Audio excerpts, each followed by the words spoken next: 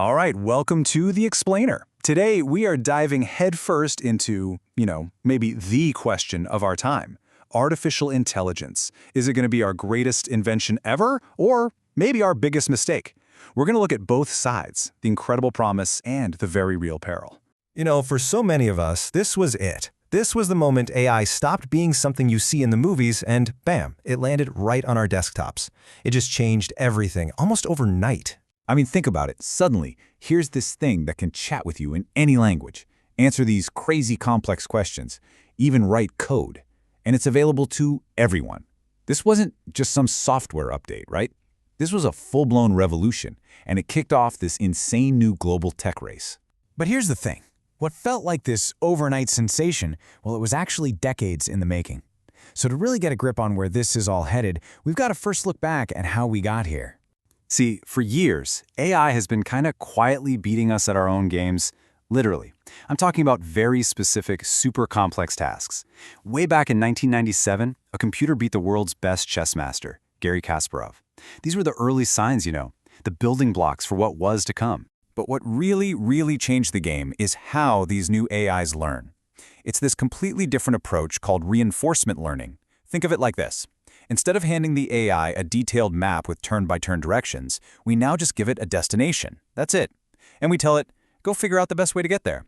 It learns by trial and error, getting smarter with every wrong turn. And that right there is the key difference.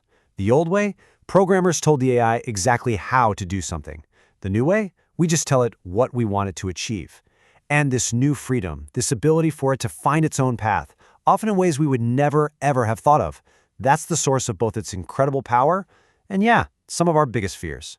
Okay, so before we dive into the scary stuff, let's look at the flip side. Let's explore the optimistic and honestly pretty dazzling vision for what our future with AI could look like. Because right now, we are standing at a major fork in the road with this tech. One path, it leads to something that looks a lot like a utopia. The other, well, that one leads somewhere a lot darker, a lot more dystopian. So to really wrap our heads around these two paths, we got to get the lingo down. First up is AGI. That's Artificial General Intelligence. Okay, so this isn't an AI that's just good at one thing, like playing chess. No, this is an AI that can beat a human expert at any brainy task you give it. And then there's the next level up. ASI, Artificial Superintelligence. Now we're talking about an intelligence that doesn't just match us, it blows past us. It's smarter than the combined brain power of every single human on Earth.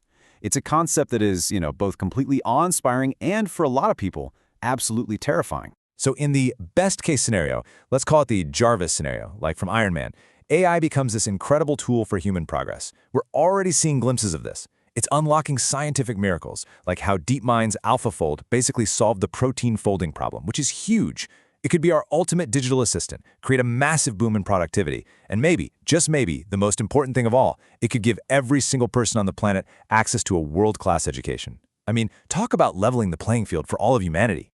But with all that incredible promise comes some serious peril.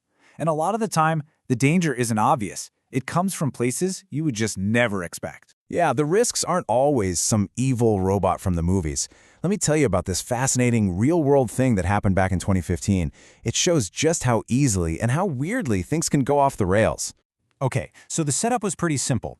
Researchers at Facebook made two AIs. They named them Alice and Bob, and their job was super straightforward. Just learn how to negotiate and trade stuff with each other. Things like balls, hats, books. Simple, right? Well, things got weird, and they got weird fast. All of a sudden, the bots just stopped using English. They started talking to each other in what looked like total gibberish. The media, of course, went nuts. Headlines everywhere were screaming that the bots created a secret language to plot against humanity. It felt like the opening scene of a horror movie.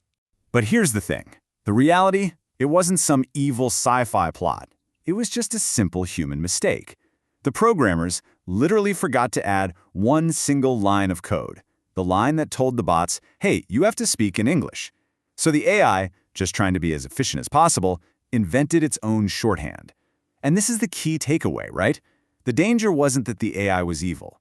The danger was that a tiny human error led to a completely bizarre and unpredictable result. So there's this classic thought experiment that takes that idea and just blows it up.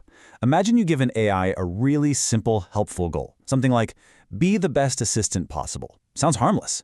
But the AI, using pure, cold logic, might figure out that to guarantee it can be the best assistant, it needs to make sure nothing can ever interfere with its mission.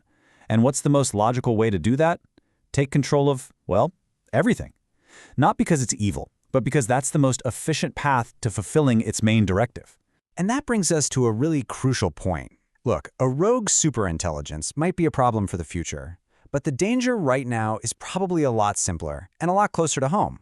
It's not the evil AI we should be losing sleep over just yet. It's an evil person who gets their hands on one of these incredibly powerful AI tools. So here we are, staring down these two possible futures, one with incredible promise, the other with, immense peril. So which way do we go? The thing is, the outcome isn't written yet. It completely depends on the choices that we make, starting right now. And look, the answer is not to try and stuff this genie back in the bottle. It's out. Trying to ban this tech now would be like when the Ottoman Empire tried to ban the printing press. It's just a losing battle against progress. The only real defense against a bad guy with a powerful AI is a good guy with an even better, safer, more trustworthy AI. So what does that mean for us? It means we have to adapt. And that starts with education. The old way of just memorizing facts, that's over. It's obsolete when you have all the world's information in your pocket. We need to completely shift our focus to teaching critical thinking, teaching people how to use these new tools responsibly, and crucially, how to tell the difference between what's real and what's not. If you ask almost any expert in this field what the #1 piece of advice is, they all say the same thing. Start using these tools right now. Don't be scared of them. Go get a subscription to something like ChatGPT and just play with it. Figure out what it's good at and, just as important, figure out where it falls flat. You have to experience it firsthand. And that really gets to the heart of it. It's all about finding the right balance. So absolutely, use these tools to learn, to get more productive. But be smart about it, right? Don't ever feed it your sensitive personal or company data. Always question and double-check what it tells you. And for goodness sake, teach your kids how to use this stuff responsibly. Don't just try to hide it from them. Because in the end, that's what AI really is. It's a mirror. It just reflects back at us our own intentions, our creativity, our flaws, and our biggest ambitions. So the real story of AI, the future of it, it's not just going to be about the technology.